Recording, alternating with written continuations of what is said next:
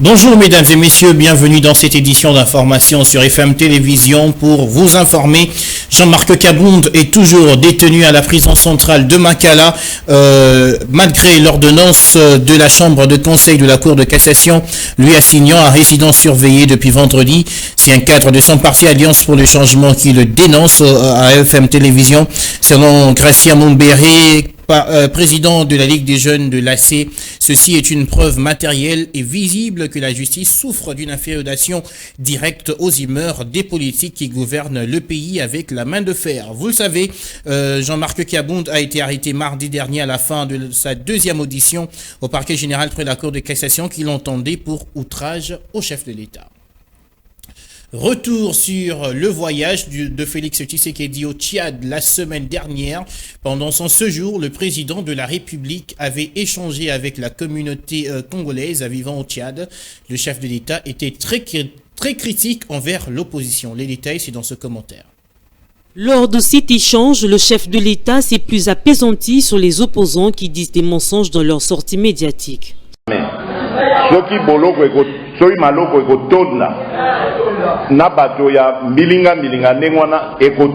Si les prisons seront pleines avec de fossoyeurs, elles le seront. Tu veux faire la politique, alors sache comment t'y prendre. Tu peux critiquer le régime, je n'en ai aucun problème. Critique notre manière de travailler, ce n'est pas un problème, mais il ne faut pas mentir. Si tu veux faire passer le président pour un menteur, c'est grave alors. Donc là, il faut l'expliquer et le démontrer aux juges. Mais alors, il faudra justifier juge. Dans les mots de Félix Tshisekedi, l'on peut comprendre qu'il traite l'opposition actuelle d'amateur. Je les comprends, ils apprennent encore à devenir opposants. Nous avons fait une opposition de plus d'une trentaine d'années, nous le savons. Et puis notre opposition n'était pas aussi faible comme celle d'aujourd'hui. La nôtre était une opposition des combattants.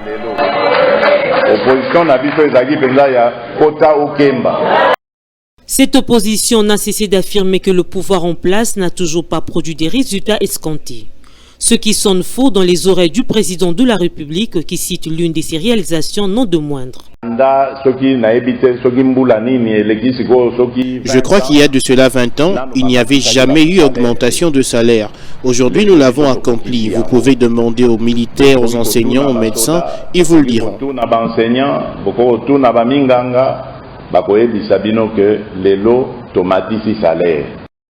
Le président congolais est revenu au pays avant la fin de la semaine dernière. Et puis direction la province du Nord Kivu pour parler de cet élément de FARDC de la 341e régiment militaire qui a ouvert le feu sur ces deux enfants qui ont succombé sur le champ hier dimanche. Il s'est ensuite donné la mort. Monica Makaba nous explique. Lors de cet échange, le chef de l'État s'est plus apaisanti sur les opposants qui disent des mensonges dans leurs sorties médiatiques.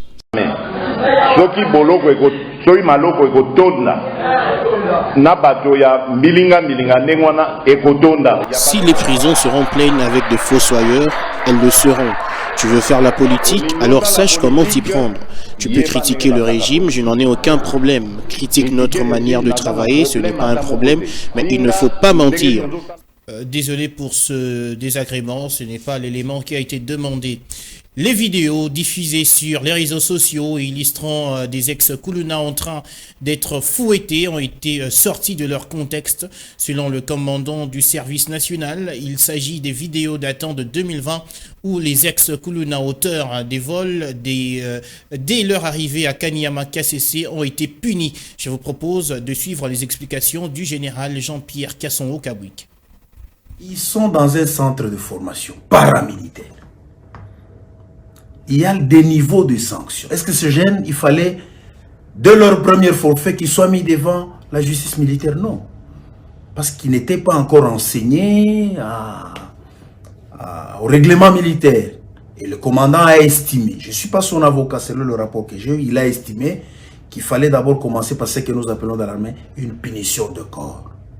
Les punitions de corps sont de plusieurs ordres. Étant des recrues, étant des débutants, il fallait le fouetter. Et il l'a fait de manière pédagogique, pas avec une mauvaise intention. Parce qu'il ne faut pas qu'on prenne ça dans le sens d'un traitement inhumain. Non, il l'a fait de manière pédagogique. Devant une parade, c'est-à-dire devant l'ensemble de tous les bâtisseurs. Et les messieurs, les gens qui ont diffusé cette vidéo sont de mauvaise foi. Parce qu'ils n'ont pas diffusé la vidéo dans son entièreté. Les commandants bataillons avaient d'abord commencé par rappeler les ordres qui avaient été donnés, le moral qui avait été donné, les consignes qui avaient été données, de ne pas voler, de ne pas violer, de ne pas fuir, de ne pas tout ça. Il a rappelé à l'ensemble des bâtisseurs qui étaient présents. Et il a maintenant fini par dire, ceux-ci, nos amis ici, ils ont violé les consignes. Et on va les sanctionner devant. Il les a sanctionnés devant l'ensemble des bâtisseurs pour dissuader les autres.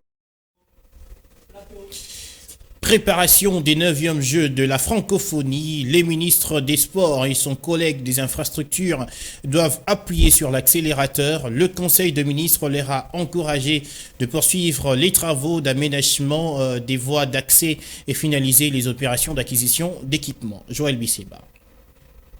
Après sa mission effectuée en Côte d'Ivoire, suivant la recommandation du Comité international des Jeux de la francophonie qui oblige les gouvernements congolais et les comités d'accueil à collaborer avec l'État qui a organisé la dernière édition afin de partager l'expérience pour réussir les paris de l'organisation, Didier Mazenga, ministre de l'intégration régionale et de la francophonie, a au cours du Conseil des ministres dressé un tableau d'avancement du processus d'aménagement jugé clair. Il a aussi encouragé les ministres des infrastructures et des sports à poursuivre les travaux de près et les finaliser pour la bonne réussite.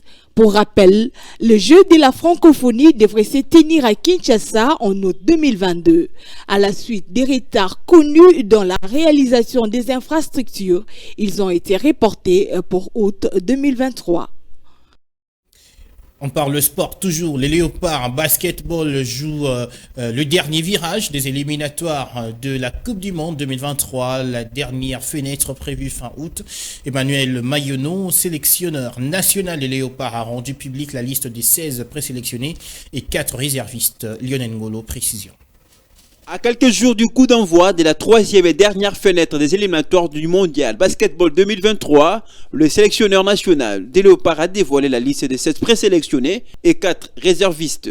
Dans cette nouvelle liste publiée par Emmanuel Mayonneau, on retrouve le nom de 2 basketteurs évoluant à la NBA, en les stars de Jonathan Kuminga de Golden State et Yannick Chosa de Washington Wizards, aux côtés des habitués comme Marcy Chamba, Hervé Kabasele, Rolly Foula et consorts.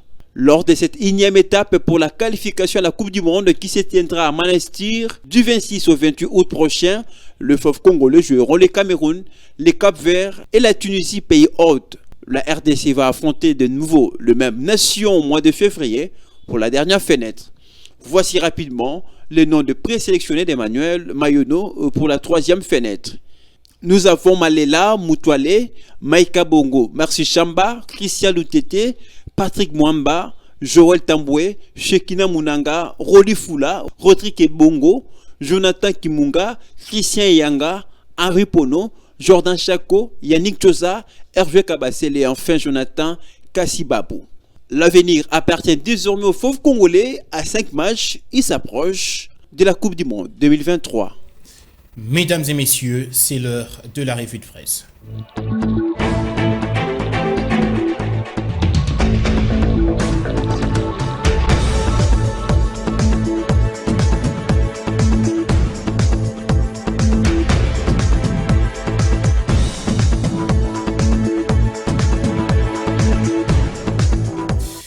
Mais que disent les journaux Paris ce matin dans la capitale congolaise? On le découvre tout de suite avec Esther Siamoni sur ce plateau. Bonjour Esther. Bonjour Patrick. Je sais que tu aimes cette annonce. Alors, on commence avec le vrai modérateur qui parle du port en eau profonde de Banana. Sama Lokonde appelle ses ministres à maximiser les efforts. Exactement, Patrick, le président Félix Tshisekedi avait lors de la 63e réunion du Conseil des ministres invité le membre du gouvernement concerné, chacun dans la limite de ses prérogatives, à maximiser les efforts pour une parfaite coopération afin que l'ensemble de ces conditions suspensives soient satisfaites à la fin du mois d'octobre 2022. Et Félix Tshisekedi avait chargé le Premier ministre Jean-Michel Samaloukonde de faire le point tous les 15 jours à dater du Conseil des ministres du 12 août 2022 sur les niveaux des satisfactions de clauses concernées jusqu'à maturation. Et intervenant lors de la 64e réunion du Conseil des ministres tenue vendredi 12 août 2022, le chef du gouvernement Jean-Michel Samaloukonde Kyenge a rassuré le comité du bon avancement du processus et c'est de manière satisfaisante. Ok, alors Congo Nouveau nous parle plutôt politique, hein. C'était un présidentiel de 2023, exactement. On parle de Genève 2. Alors, Fayulu, Muzito, Mukwege, Matata Ponyo, etc. sont cités. Exactement, Patrick, nous le savons tous que lors de la présidentielle de 2018, pour barrer la route à Emmanuel Shadari, le dauphin désigné de Joseph Kabila, les opposants congolais s'étaient donné rendez-vous à Genève et en Suisse pour aussi choisir un candidat commun. Et au finish, ils ne s'étaient mis d'accord sur Martin Fayulu, bien que Félix Tshisekedi et Vital Kamerhe ont désisté après. Et la même démarche est-elle possible 5 ans après, s'interroge le journal. Il semble que la réponse soit positive, le journal répond lui-même, car comme en 2018, un bloc formé des opposants serait en train de se constituer. Leur objectif est celui d'empêcher l'actuel locataire du Palais de la Nation, qui n'est autre que Félix Antoine Tshisekedi, de remplir à la tête de la République démocratique du Congo. Et jusque-là, rien n'est encore fait formellement, bien sûr, mais on note quelques rencontres fortuites entre les acteurs politiques de l'opposition et les noms cités si hauts sont ceux qui se sont rencontrés. L'histoire se répète apparemment. Alors, on termine avec le vrai modérateur, bien qu'assigné à résidence surveillée, on le disait tantôt, Esther Jean-Marc Kabonde est toujours à Makala. Oui, Patrick, d'ailleurs, tu l'as parlé au début de ton Oui, journal. justement. Et 72 heures après qu'il a été placé sous mandat d'arrêt provisoire à la prison centrale de Makala, la Cour de cassation a décidé vendredi dernier, au cours d'une audience, de placer l'ancien ministre, l'ancien premier vice-président de l'Assemblée nationale en résidence surveillée. Cependant, en dépit de cette décision, Jean-Marc Kabonde est toujours détenu à la prison centrale de Makala et selon certaines sources, les camps Kabonde accusent le procureur de bloquer la décision de la Cour de cassation. Néanmoins, des sources pénitentielles, écrit le journal, font savoir que les formalités administratives pour sortir Jean-Marc Kabonde de la prison seront remplies ce lundi 15 août. Ok, merci Esther pour cette prestation. C'est moi qui te remercie. Je n'en dis pas plus.